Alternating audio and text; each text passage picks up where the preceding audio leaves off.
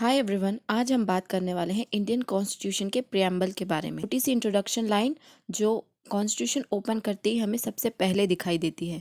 यही हमें बताती है कि हम किस तरह के देश हैं और किस तरह का देश बनाना चाहते हैं और क्यों। प्रियम्बल क्या है, प्रियम्बल की हिस्ट्री क्या है और प्रियम्बल को क्यों लाया गया, ये सब हम आज की इस वीडियो में समझेंगे। So let's get started. Preamble basically एक इंट्रोडक्टरी स्टेटमेंट है, जैसे किसी बुक का फॉरवर्ड पेज होता है।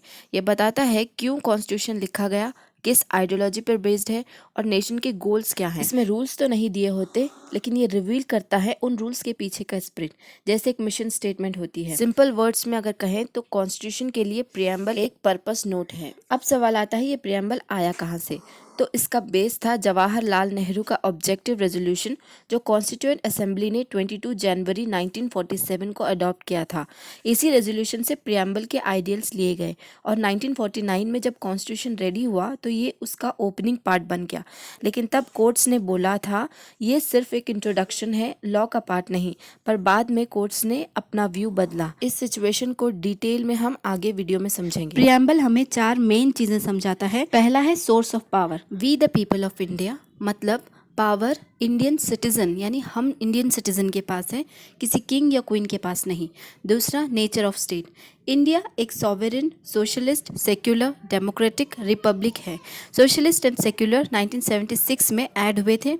थर्ड है ऑब्जेक्टिव्स, जस्टिस, लिबर्टी, इक्वालिटी और फ्रेटर्निटी, ये सभी के लिए। फोर्थ है date of adoption. Constitution adopt हुआ 26 नवंबर 1949 में और इम्प्लीमेंट हुआ 26 जनवरी 1950 में। अब जो प्रियम्बल के कीवर्ड्स है, इन्हें हम सिंपल भाषा में समझेंगे। पहला है सॉवरेन, मतलब इंडिया अपने डिसीजन खुद लेता है, किसी भी फॉरेन पावर का कंट्रोल इंडिया पर नहीं। सोशलिस्ट, मतलब देश में रिच पुअर गैप को कम करना, सबको इक्वल अपॉर्चुनिटी देना, प्राइवेट और पब्लिक दोनों सेक्टर्स मिलके इकोनॉमी को चलाते हैं। सेक्युलर, मतलब हर रिलीजन को इक्वल रिस्पेक्ट, स्टेट का कोई भी अपना ऑफिशियल रिलीजन नहीं होता। डेमोक्रेटिक, मतलब सरकार लोगों के वोट से आती है, means public will decide who holds the power. Republic, मतलब head of the state, president elect होता है, इनहेरिटेड पोजीशन नहीं होती। जस्टिस मीन्स सोशली, इकोनॉमिकली और पॉलिटिकली सबके लिए फेयर ट्रीटमेंट बिना डिस्क्रिमिनेशन के। लिबर्टी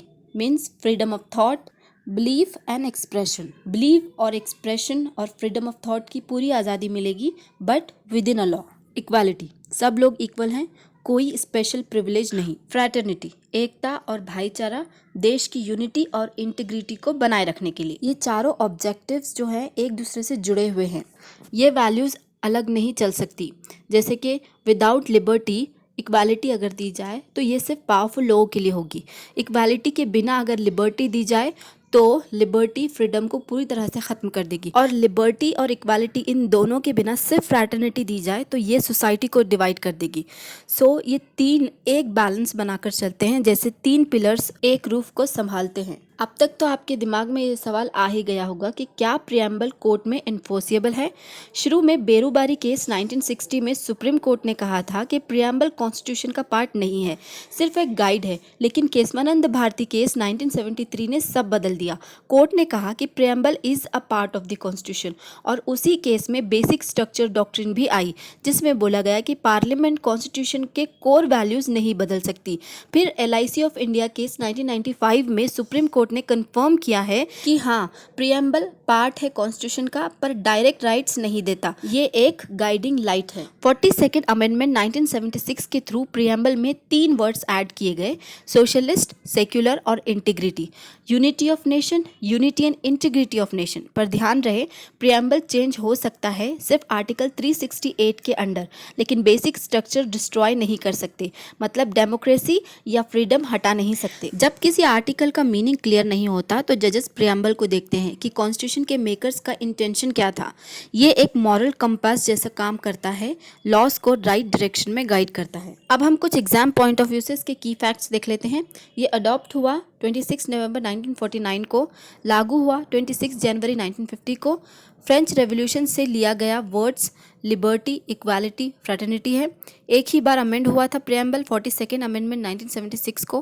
केशवानंद भारती केस ने डिक्लेयर किया कि प्रियम्बल पार्ट है कॉन्स्टिट्यूशन का। प्रियम्बल हमें याद दिलाता है कि हम किस देश में रहते हैं और क्या वैल्यूज़ हम सबको प्रोटेक्ट करनी चाहिए। ये कॉन्स्टिट्यूशन का सोल है जो लॉ मेकर, जजेस और सिटीजन सबको गाइड करता है। तो दोस्तों, ये था हमारा simple explanation of the preamble of our Indian constitution. अगर वीडियो पसंद आया हो तो लाइक करो, शेयर करो और फॉलो करो, और भी ऐसे शॉर्ट पावरफुल कॉन्स्टिट्यूशनल एक्सप्लेनर्स के लिए। और कमेंट में ज़रूर लिखो कि नेक्स्ट टॉपिक कौन सा डिस्कस होना चाहिए।